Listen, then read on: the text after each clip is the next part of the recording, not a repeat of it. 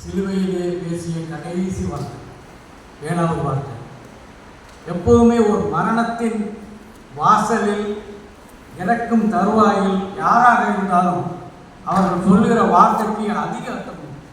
சாகும்போது அவர் என்ன சொன்னார், கடைசியாக என்ன சொன்னார், யாரென்னாலும் கேட்பாங்க. அப்போ இவர் பேசிய அந்த 7வது வார்த்தை நமக்கு கற்றுக்கொள்ள வேண்டிய பாடம் என்ன என்பதை நாம் எல்லோரும் ஒன்று கூடி தியானிப்போம். இந்த தியானித்து ஒன்று கூடி தியானிப்பதற்கு ஆண்டவன் பாராட்டிய இந்த கிருபைக்காக ஆண்டவருக்கு நன்றி செலுத்துகிறேன். அதற்கான வாய்ப்பை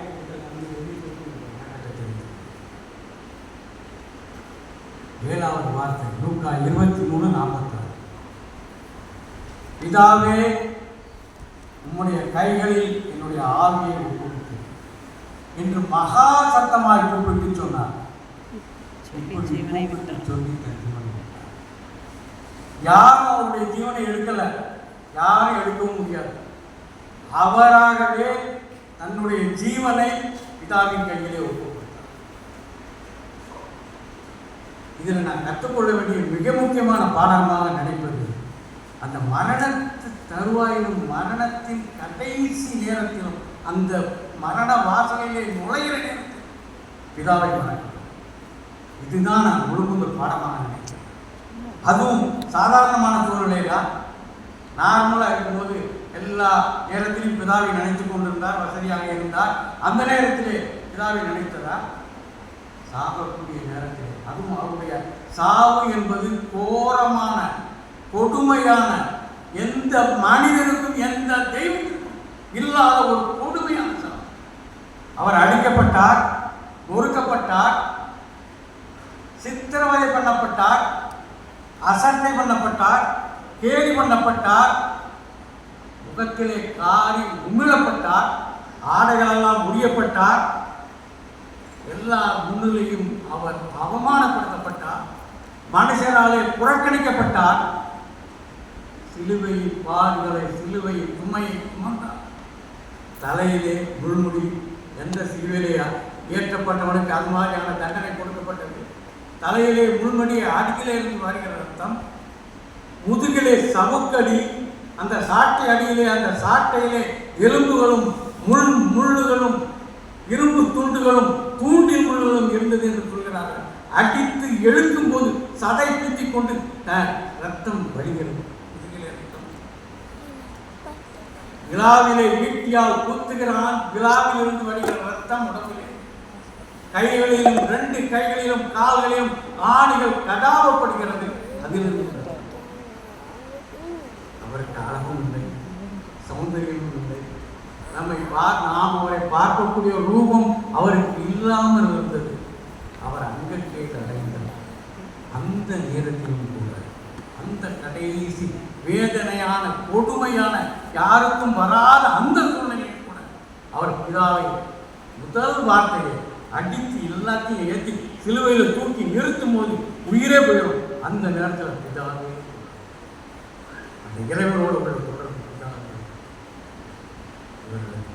அப்போது கூட இறைவன் என்ன பார்க்கணும்னா, இறைவன் மேலுள்ள நம்பிக்கை, இறைவன் மேலுள்ள அன்பு, இறைவன் மேலுள்ள விசுவாசம். நாம் ஜெபித்தால் அவர் கேட்பார், எந்த நேரத்திலும் கேட்பார் என்று பிதாவே இவர்களுக்கு மன்னியும் என்று சொன்னார். அது மட்டும் அவர் இந்த 6ஆம் மணி நேரத்திலிருந்து 9ஆம் மணி நேரம் வரை பிரபஞ்சத்தையே, உலகத்தையே இருள் சூழ்ந்தது. அந்த 6ஆம் மணிங்கிறது பகல் 12 மணி நேரம், பகல் 12 மணி. அந்த 12 மணியிலிருந்து மதியம் 3 மணி வரை எல்லா இடத்திலும் சூரியன் சுட்டரிக்கும். அப்போது அந்த காலத்தில் விடுபடுகிறார் பிதாவாகிய தேவன். இந்த பிரபஞ்சத்தின் நீதிபதியாகிய தேவன் இருளை கொண்டு வருகிறார். அந்த இருளிலே உலகம் பூரா அந்த காரிருள் மூடிவிட்டது. யாருக்கும் என்ன நடக்கிறது என்றே தெரியாது. இன்றைக்கு முதலாம் பாடம் தம்பி வாசித்தார். ஏசாயா 53:10 வசனத்திலே, கர்த்தர் தாமே சித்தம் கொண்டு அவரை நொறுக்க சித்தமாகி அவரை பாடுகளுக்கு உட்படுத்தினார். அப்ப தேவன் நியாயம் தீர்க்கிறார். அவர் பட்ட பாடு போதாதென்று, இவ்வளவு பாடு போதாதென்று தேவனும் அவரை நியாயம் தீர்க்கிறார். அந்த இருளிலே யாருமே காண முடியாது. தேவன் ஒரு நீதிபரர். அவர் தப்பு செய்கிறவங்க தண்டிக்காம விட மாட்டார். ஒரு பெரிய கொலை குற்றம் ஒருத்தர் செஞ்சுட்டு வந்து ஒரு நீதிபதி முன்னால் நிப்பாட்டினா அப்படியா பரவாயில்ல, ஏன்னா எல்லாரும் கேட்பாங்க என்று சார், உங்கள் தேவன் இறக்கம் உள்ளவர், கருணை உள்ளவர், அன்பு உள்ளவர். இப்போ இவ்வளவு கடுமையாக நடந்து கொள்கிறோம். நீதியா அவர் வந்து ரெண்டு பக்கம் இருக்கிறார். அவர் நீதிபதி, நீதிபரர், அதே நேரத்தில் அன்பும் கருணையும் இரக்கமும் சாந்தமும் நீடிய பொறுமையும் உள்ளவர். அப்ப நீதிபதியா இருக்கும்போது பாவத்திற்கான தண்டனையை தன் சொந்த குமாரன் என்றும் பார்க்காமல் பாடுகளுக்கு உட்படுத்தி நொறுக்கி சித்திரவதைப்படுத்தப்படுகிறார் அவர் நீதிபதியாக இருக்கும்போது. அதே நேரத்தில் நம்மேல் உள்ள அன்பினால் நம்மை விடுவிக்க வேண்டும், நம்மை காப்பாற்ற வேண்டும் என்ற அன்பினால் அவர் தன் குமாரனை தண்டித்து நம்மை மீட்டெடுக்கிறார். ஒரு பக்கம் அன்பு, இரக்கம், கருணை நம்ம பெறுகிறார், இன்னொரு பக்கம் நீதிபதியாக இருக்கிறது. அதுதான் அவர் சொல்றார். அப்ப இந்த கொடுமையான சூழ்நிலையில கூட அவரை நியாயம் விசாரிக்கும் போது, என் தேவனே, என் தேவனே, என்னை ஏன் என்னை கைவிட்டு, அவரை நிந்திக்கவில்லை, அவரை மறுதளிக்கவில்லை, அவரை குற்றம் சொல்லவில்லை, அவர் மேல் கோபப்படவில்லை, என்னை கைவிட்டுட்டீங்களே அப்படின்னு சொல்லி தான் கலக்கிறார். அதே போல கடைசி நிமிடத்தில் அவருடைய ஆவியை ஒப்புக் கொடுக்கும் போது, இதாவே நம்முடைய கைகளில் என் ஆவியை ஒப்புக் கொடுக்கிறேன் என்று பலத்த சத்தமிட்டு சொல்லி தன் ஜீவனை விட்டார். அப்ப நான் என்ன நினைக்கிறேன்னு சொன்னா, நாமும் எனக்கு சில நேரத்தில் போய் நினைப்போம், நாமும் நம்முடைய கடைசி காலம் வரை அது நம் நல்ல பாதையை கடந்து வந்தாலும் சரி, கடினமான பாதையை கடந்து வந்தாலும் சரி, இன்பத்திலும் சரி, துன்பத்திலும் சரி, நன்மையிலும் சரி, தீமையிலும் சரி, எல்லா நேரத்திலும் இந்த இறைவனை நோக்கி பார்ப்பதை மாத்திரம் நாம் விட்டுவிடக் கூடாது. நாமும் நம்முடைய கடைசி நேரத்தில் கூட பிதாவை நோக்கி பார்த்து, பிதாவே உம்முடைய கைகளிலே என் ஆவியை ஒப்புக் கொடுக்கிறேன் என்று சொல்லக்கூடிய சுவாதீனம் நமக்கு இருக்கணும். அவரை மறக்கக்கூடாது எந்த சூழ்நிலையிலும். அது வயது மூப்பின் காரணமாக வந்த மரணமானாலும் சரி, அல்லது நோயின் காரணமாக வந்த மரணம், நோய் ஒரு திடீர்னு பெரிய கொரோனா போன்ற நோய்கள் எல்லாம் அந்த நோயின் காரணமாக வந்தாலும் சரி, இல்லை இயற்கையின் சீற்றத்தினால் சில சமயம் சுனாமி, புயல், வெள்ளம், நிலநடுக்கம், இதை விபத்துக்கள் மூலமாக வந்தாலும் சரி, எந்த சூழ்நிலையிலும் நாம் நம்முடைய இறுதி கட்டத்தை நோக்கும் வரையில் நம் தேவனை நாம் மறக்கக்கூடாது, அவரை விட்டுவிடக்கூடாது.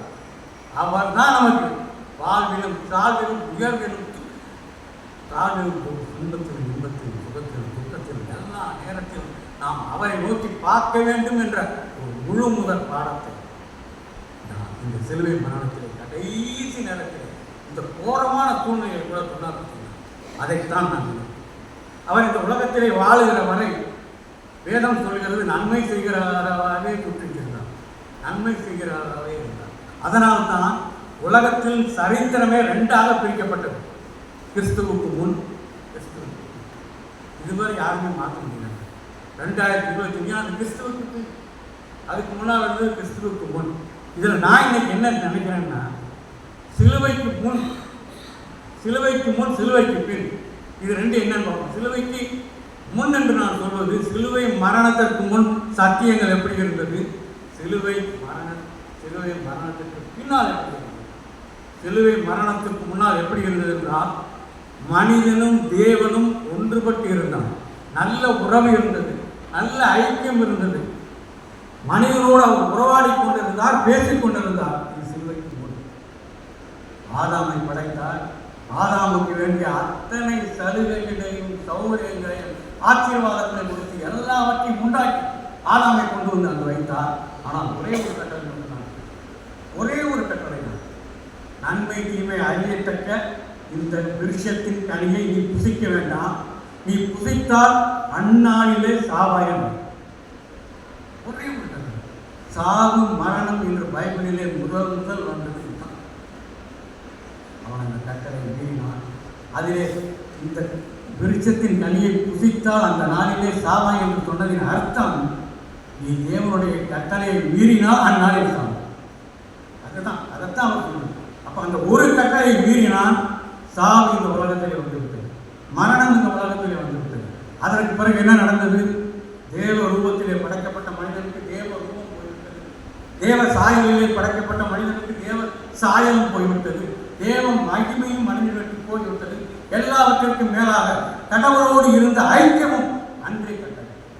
என்னைக்கு அவர் கட்டளை ஒரு கட்டளை மீறினாலும் அன்றைக்கு மனிதனுக்கும் தேவனுக்கும் இருந்த கட்டளை முடிந்து விட்டது. இது சிலுவைக்கு முன்னால். சிலுவைக்கு பின்னால், இந்த சிலுவைக்கு முன்னால் கூட நான் இன்னொரு வசனம், நான் இந்த பைபிளில் மைக் முன்னால் இருக்கிறதுனால நான் வந்து வாசிக்கிறேன். ஆனால் வேதம் வச்சிருக்கவங்க அந்த வேதத்தை எடுத்து அந்த வசனத்தை பார்க்க யாத்திராகமம் 19ஆம் அதிகாரம் 12ஆம் வசனம். யாத்திராகமம் 19ஆம் அதிகாரம் 12ஆம்.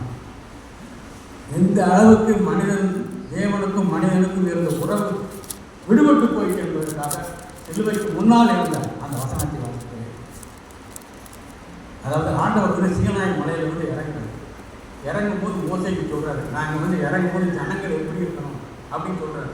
என்ன சொல்றாருன்னா, ஜனங்களுக்கு சுற்றிலும் நீ ஒரு எல்லை குறித்து அவர்கள் மலையில் ஏறாதபடிக்கும் அதன் அடிவாரத்தை தொடாதபடிக்கும் எச்சரிக்கையாக இருங்கள் என்று ஜனங்களுக்கு சொல். மலையை தொடுகிறவன் நிச்சயமாய் கொல்லப்படுவான். எவ்வளவு கடுமையாக இருக்காங்க. அவர் வந்து இறங்குறாரு. இறங்கும் போது மோசைகிட்ட மட்டும் தான் பேச போறாரு. பிரதான ஆசிரியர் கூட வெளியிடாங்க. அவங்க மற்ற காட்டும் பரிசுத்தவான்கள் அவங்க கூட வெளியிடணும். ஜனங்களை சுற்றி ஒரு எல்லையை குறிச்சு அந்த எல்லையை தாண்டி அவங்க வந்துடக்கூடாது. என்கிட்ட எல்லையை தாண்டி மட்டுமல்ல, மலையில் நான் இறங்கக்கூடிய மலையின் அடிவாரத்தை தொட்டால் சாமான் என்று கூட சொல்வது கொல்லப்படுவான இந்த அடிவாரம். அது மட்டும் இல்லை, அடுத்த வருஷம் பார்த்தீங்கன்னா மனுஷன் மட்டும் இல்லை, மிருகம் கூட அந்த பக்கம் போனால் கொல்லப்படும். அப்போ அந்த அளவுக்கு தேவனுக்கும் மனிதனுக்கும் இருக்கக்கூடிய உறவு ஒரே ஒரு கட்டளை மீறியதுனால், அந்த கட்டளை மீறியதுனால் பாவம் வந்தது. பாவம் வந்ததுனால் தேவனோடு இந்த ஐக்கியம் பிரிந்து விட்டது. இது சிலுவைக்கு முன்னால். சிலுவைக்கு பின்னால், சிலுவை மரணத்திற்கு பின்னால் என்ன நடக்குன்னு பார்ப்போம். மார்க் எழுதின சுவிசேஷம் 15:37-38 வருஷம். மார்க் 15:37-38. அதாவது இதாவே அப்படின்னு மகா சத்தமாய் போட்டு அவர் ஜீவனை விட்டார் பாருங்க. விட்ட அந்த க்ஷணமே எருசலேமின் தேவாலயத்தில் உள்ள திரைச்சீலை மேலிருந்து கீழாக ரெண்டாக கிழிந்தது. என்ன கிழிக்க முடியுமா? அதனால டோர் கட்டணும், வீட்டில் போட்டிருக்க டோர் கட்டணும். 60 அடி திரைச்சீலை, அந்த 60 அடி திரைச்சீலை மேலிருந்து கீழே வர ஆண்டவராக இயேசு கிறிஸ்துவின் மரணத்திற்கு பிறகு கிழிந்து விட்டது. நான் கிழிந்து விட்டது என்று கூட சொல்ல மாட்டேன். தேவாலயத்தின் திரைச்சீலை யார் கிழிக்க முடியும்? தேவனே கிழித்து விட்டார். வேற யார் கிழிக்க முடியுமா அந்த 60 அடி திரைச்சீலையை? அப்ப அவரே ரெண்டாக கிழித்து மனிதனுக்கும் தேவனுக்கும் உள்ள உறவுக்கு அவருடைய சிலுவை மரணத்தினால் அந்த உடைந்த உறவு ஒட்டு வைக்கப்பட்டது. நமக்கும் தேவனுக்கும் இருந்த முரண்பாடுகள் எல்லாம் களையப்பட்டது. சமரசம் உண்டாக்கப்பட்டது.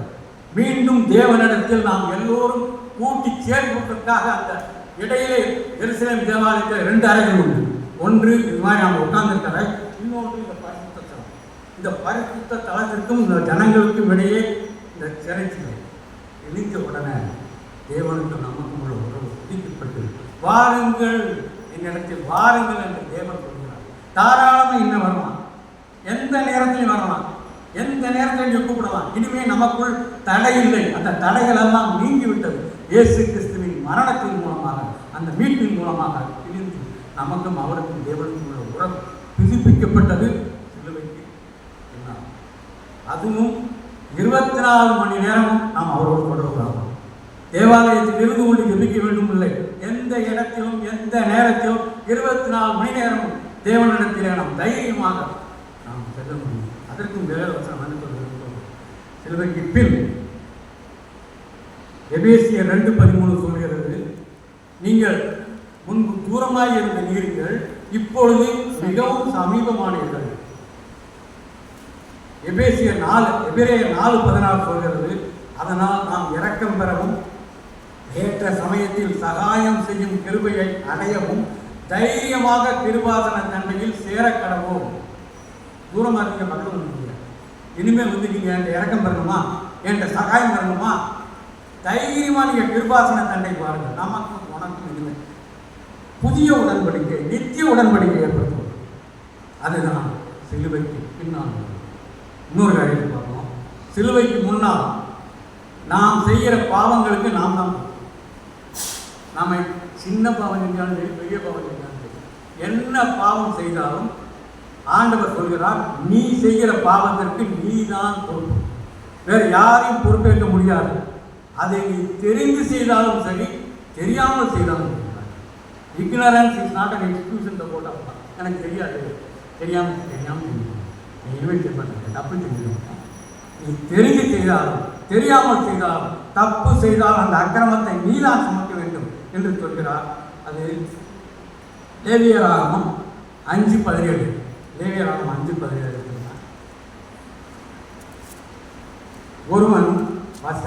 ஒருவன் செய்யத்தகாததென்று கர்த்தருடைய கட்டளைகளினால் விளக்கப்பட்ட யாதொன்றை செய்து பாவத்திற்கு உட்பட்டால் அதை அவன் அறியாமையினால் செய்தாலும் அவன் குற்றவாளியானால் குற்றமுள்ளவனாக இருந்து தன் அக்கிரமத்தை சுமப்பான். செய்யத்தகாதுன்னு கர்த்தர் சொன்ன கட்டளையில் எதையாவது ஒன்று இதை செய்யக்கூடாது செஞ்சான்னு சொன்னால் அவன் அந்த பாவத்துக்கு உட்பட்டான். மீறினதுனால பாவத்துக்கு உட்பட்டதுனால அவன் குற்றமுள்ளவனாகிறான். அவன் குற்றமுள்ளவன் ஆகிறதுனால அந்த அக்கிரமத்தை சுமப்பான். அப்போ பாவத்திற்கு நீ தான் பொறுப்பு.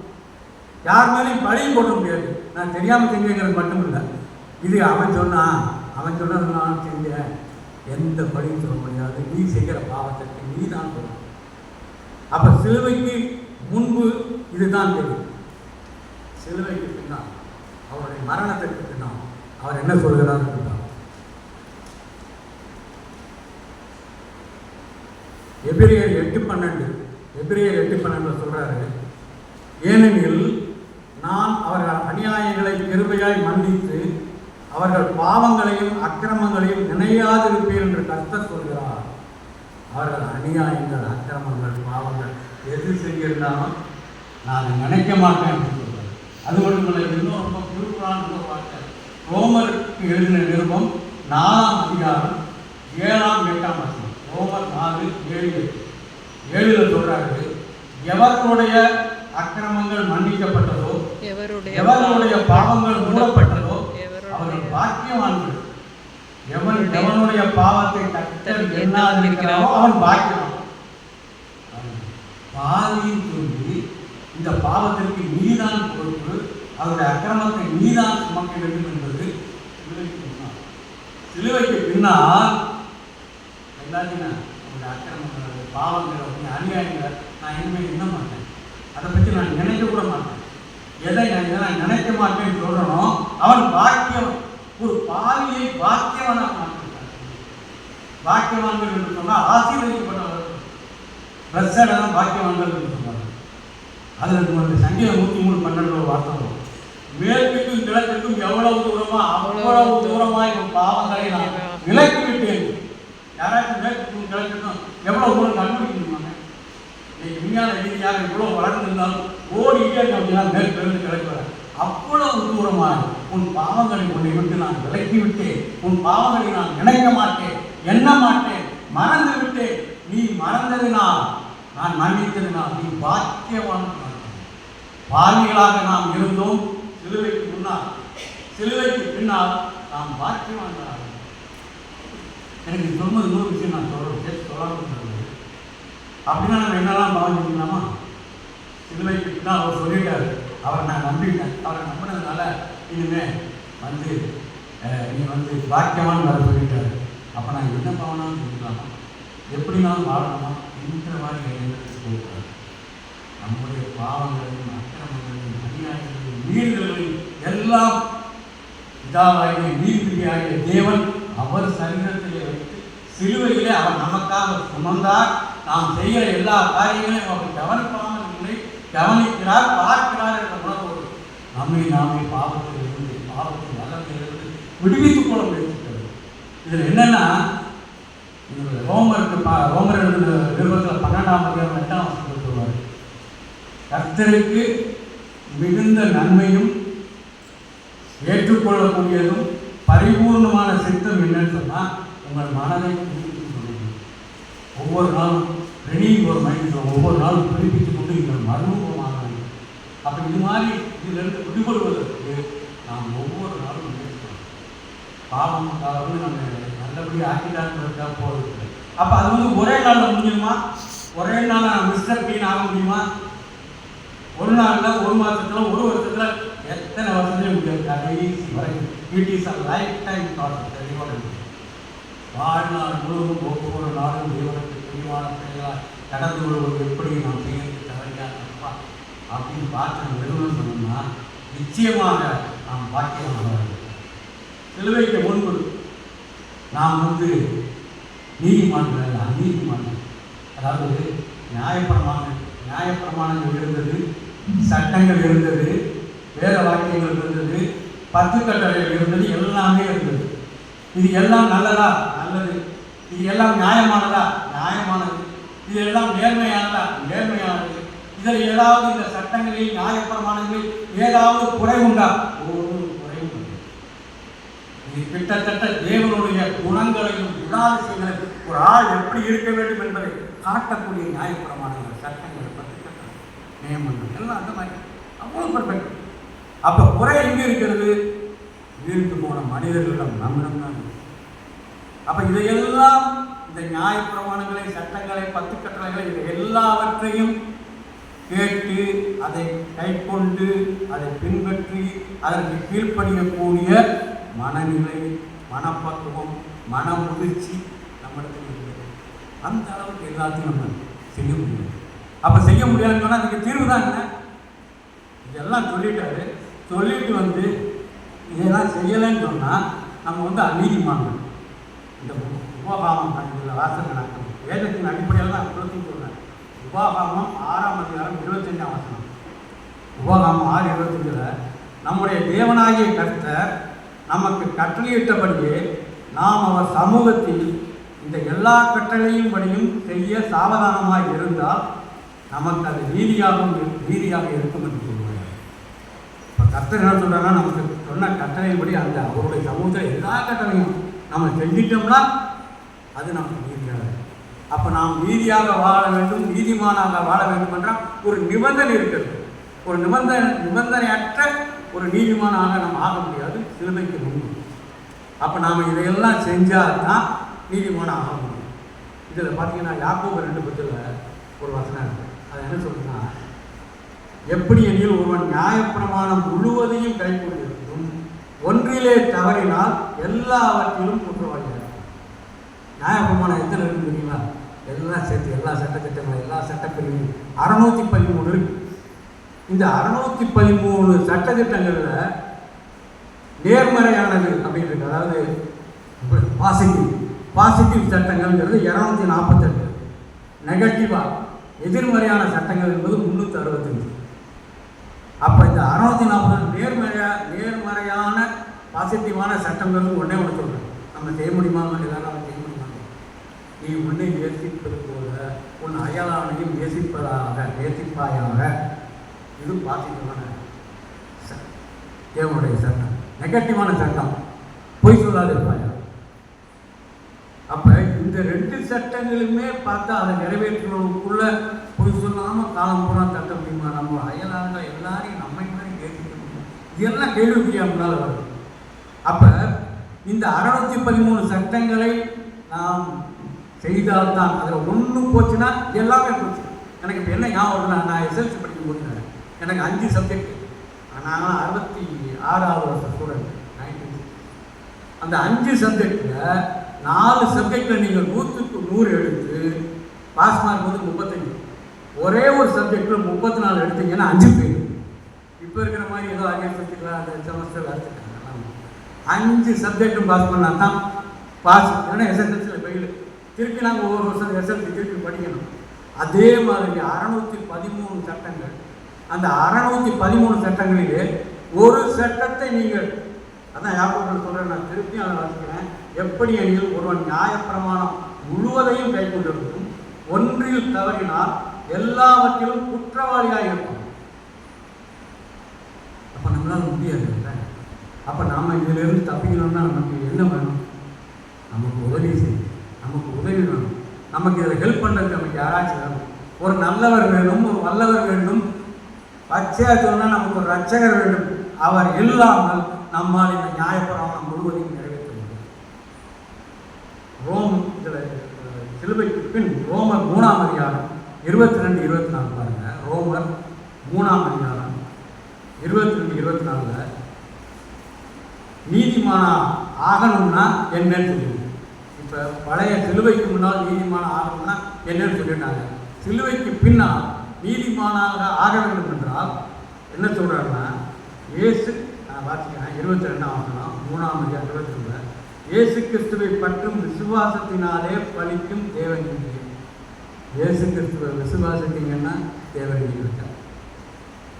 விசுவாசிக்கிற எவருக்குள்ளும் எவர்கள் மேலும் அது பலிக்கும். வித்தியாசமே இல்லை.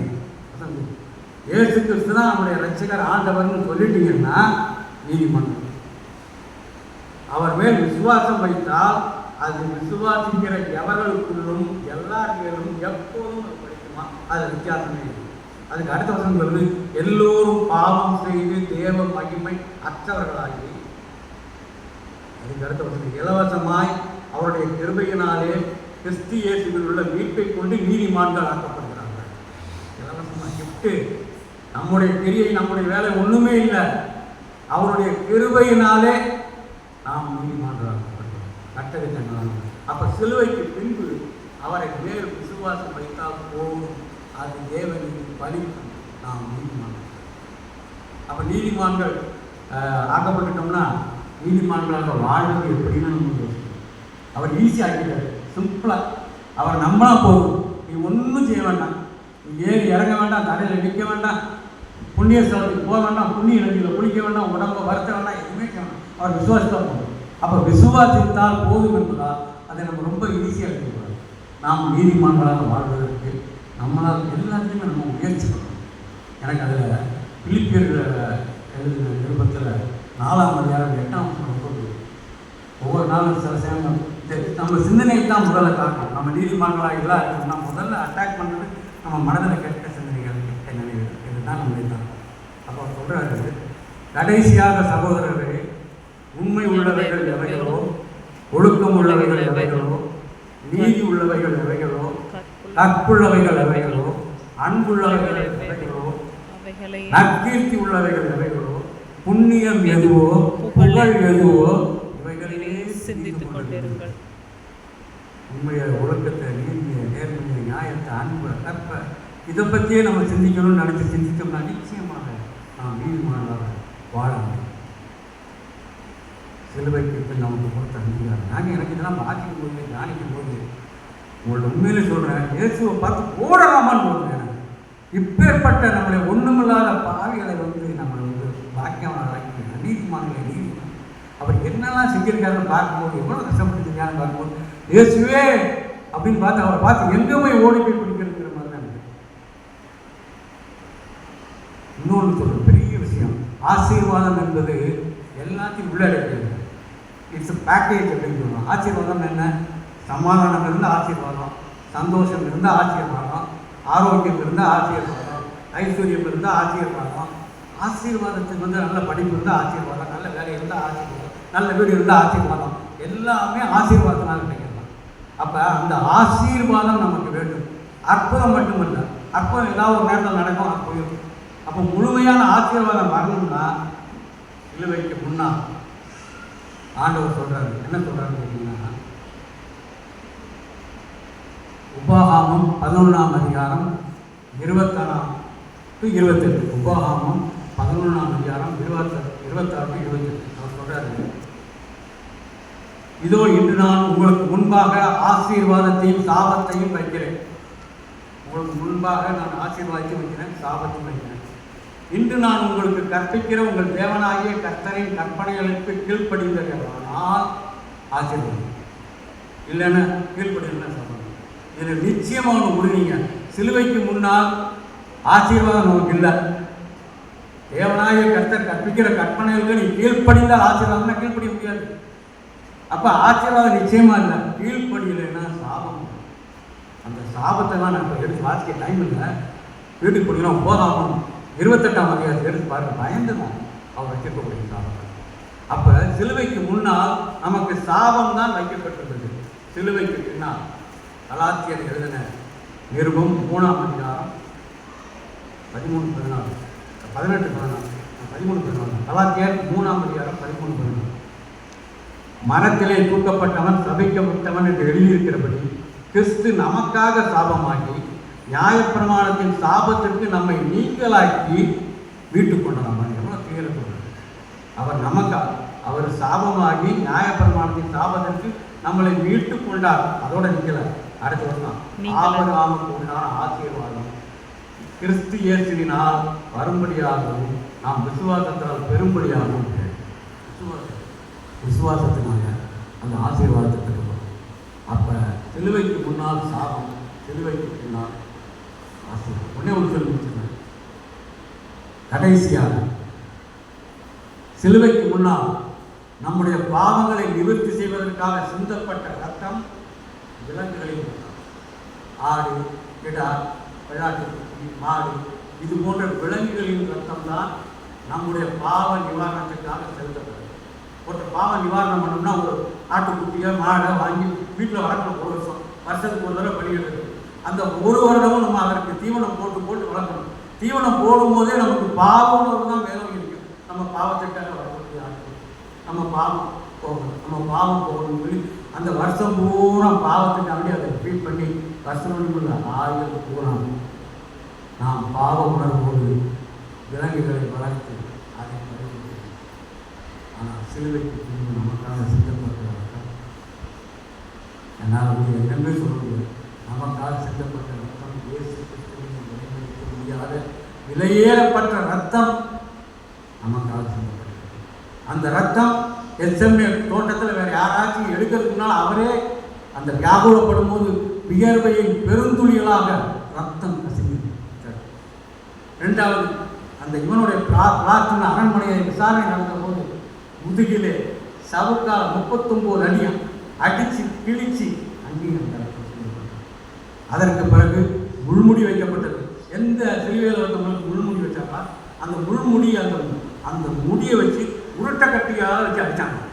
அடித்த உடனே அது கண் இறங்கி கண்ணு முடியாக வெளியே முள்ளு வந்து அவங்க பார்க்கும்போது கண்ணில் இருக்குதான் கைகளில் 2 கைகளிலும் கடாவப்பட்ட ராணி கடாவப்பட்ட 2 காலையும் ராணி கடாவப்பட்ட. அதற்கு எல்லாவற்றுக்கும் மேலாக கடைசியாக உயிரோடு இருக்காரா இல்லையான்னு பார்க்கறதுக்கு விழாவில் ஈட்டியில் ஓங்கி குத்து எல்லா தண்ணீரும் கடைசி சொட்டு ரத்தம் வரை சிந்தப்பட்டு அதுக்கப்புறம் தண்ணீர் தான். இப்படியாக நமக்காக ரத்தம் சிந்தினவர் எங்கே? சிலுவைக்கு முன்னால் சிந்தப்பட்ட விலங்குகளின் ரத்தம் எங்கே? கம்பேர் பண்ணி பேச முடியுமா? ஏதாவது ஒரு விதத்தில் கம்பேர் பண்ணி பேச முடியுமா? எபிரேயர் 4:6 சொல்லுது, ஆட்டுக்கடா மாட்டுக்கடா இதனுடைய ரத்தம் மனிதர்களின் பாவத்தை தீர்க்க முடியாது என்று சொல்லுது. பாவத்தை தீர்ப்பதற்காக சிந்தப்பட்ட இயேசு கிறிஸ்து அந்த ரத்தம் எல்லா ஒழுக்க நெறியுடைமை, நீதி நெறியுடைமை, நியாய நெறியுடைமை, தர்ம நெறியுடைமை, சமய நெறியுடைமை எல்லாவற்றையும் முழுதாக